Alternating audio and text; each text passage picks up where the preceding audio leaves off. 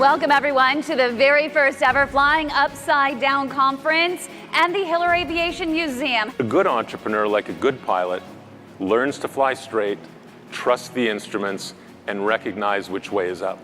It takes knowledge, skill, and self-awareness. And once you can maintain straight and level flight, then there's absolutely nothing stopping you from soaring higher and faster. Take a new lens to your work. Imagine you were only paid for the results that you produce, for the breakthroughs. It doesn't matter how many emails you respond to. That's not the evidence of success. It's did you make a contribution? They teach you as a pilot, you're always the pilot in command. You can't abdicate that responsibility. The buck stops with you. But they also teach you to ask for help. Great strategies, in my experience, do really two things. They marry a really good insight into consumers or customers or people with technical innovation. So for us, we really wanted to double down on how do you seamlessly capture, organize, and then search for information that is important to you. When you're faced with an insurmountable obstacle, the best way to overcome it is to start digging at the foundations. You have to go under, not above, like you're flying upside down.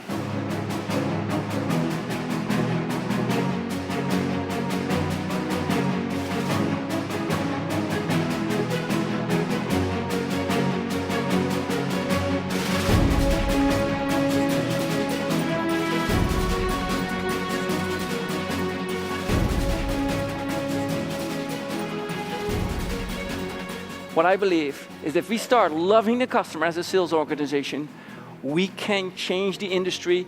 Your product will be represented by passionate people. They are going to believe that not only what we sell matters, but the way how we sell matters. What Facebook Messenger and what iMessage did, that they took an innovation that seems silly on the outside, dissected it for the inside, and applied it and translated it for their own industry, their own target audience. And that's basically the right frame of mind when you're looking at Asian innovations. The question I ask all of you folks is who controls your position?